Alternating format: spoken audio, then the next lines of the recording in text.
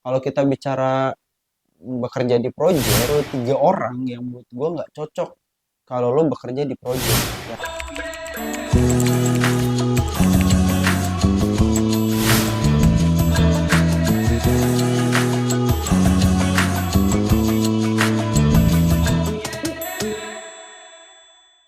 Ya, ya, gue Iqbal, selamat datang di Iqbal Sobari Channel di segmen Sedikit Cerita. Nah, di Sedikit Cerita kali ini gue bakal bahas tentang masalah bekerja di project. Ya, gue sendiri bekerja di project. Kalau kita bicara bekerja di project, menurut gue itu mungkin bukan impian orang ya. Kalau mungkin kebanyakan orang mimpinya itu punya pekerjaan dan bisa pekerjaan itu pekerjaan tetap ya. Kalau di kerjaan project itu kan basicnya adalah basic time base gitu kan. Project itu mungkin paling lama bisa nyampe tahun-tahunan gitu, 2 tahun 3 tahun.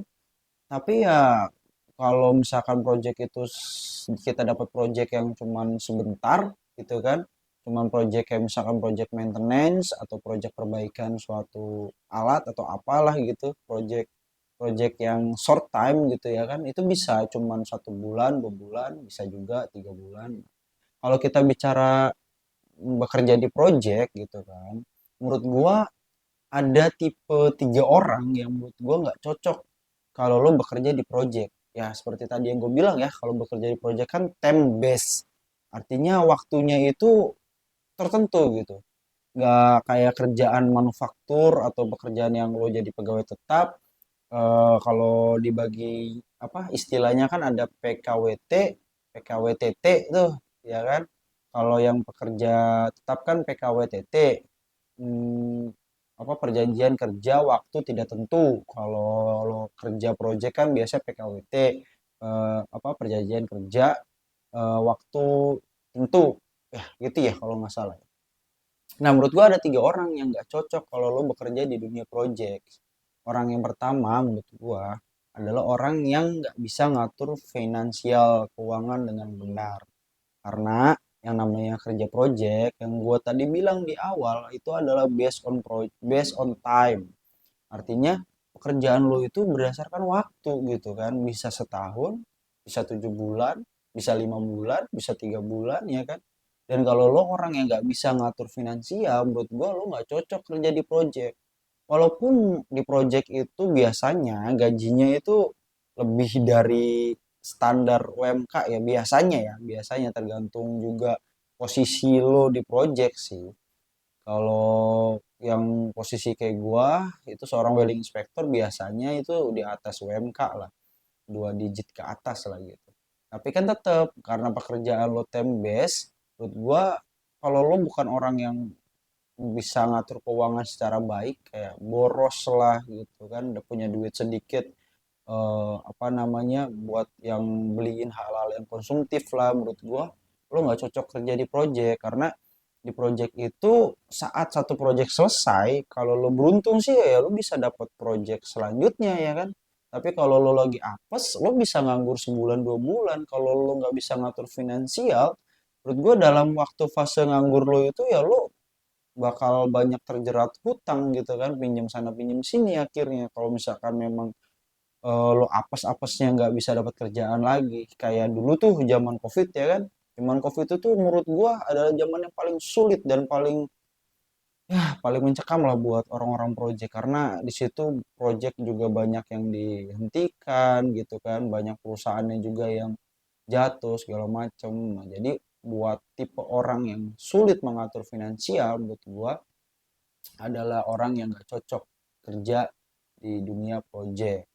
Yang kedua adalah orang yang nggak mau belajar. Nah, orang yang nggak mau belajar apa ya? Maksudnya kayak lu tuh nggak mau upgrade diri lu. Karena menurut gue sendiri yang terjun ke dunia project gitu.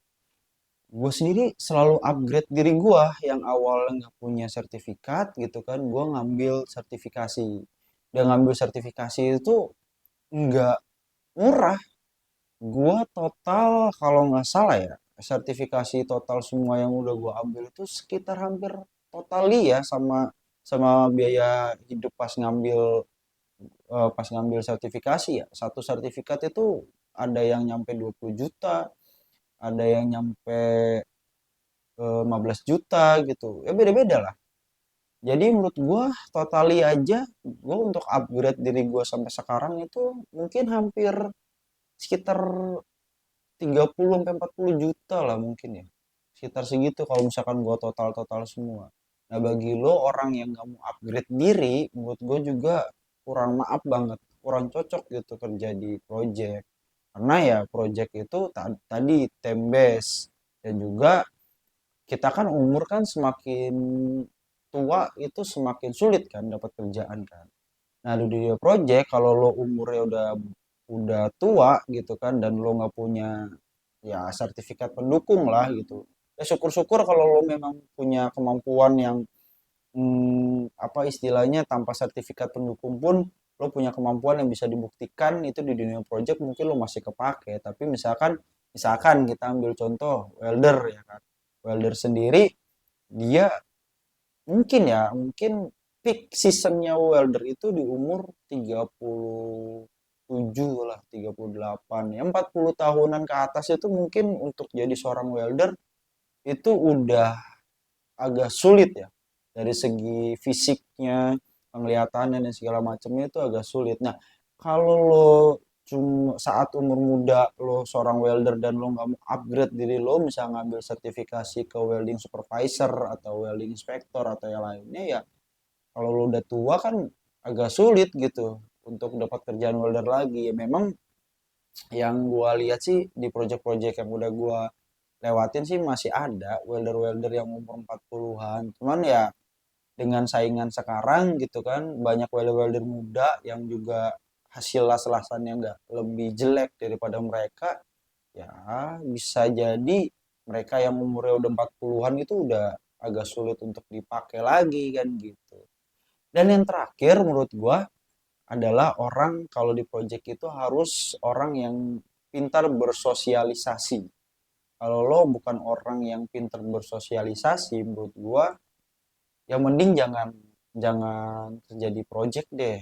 Coba cari di perusahaan-perusahaan lain yang menerima untuk jadi karyawan tetap, walaupun memang gajinya standar gitu kan, masih mending cari yang perusahaan-perusahaan tetap ya karena di project itu yaitu tadi karena time base waktunya terbatas setahun 2 tahun gitu kan kalau lo nggak pintar bersosialisasi lo nggak pintar bisa cari relasi cari temen gitu kan lo nanti setelah project selesai ya bingung mau kemana karena memang di dunia project itu menurut gua sosialisasi adalah sangat penting gitu walaupun memang sekarang nggak kayak zaman dulu ya kalau sekarang juga sebenarnya sosialisasi itu lebih banyaknya ke media sosial kayak di media sosial kayak di Facebook atau di Instagram atau ya media sosial yang lain lah gitu kan banyak tapi tetap nih kalau misalkan memang lo nggak suka banget bersosialisasi menurut gua eh,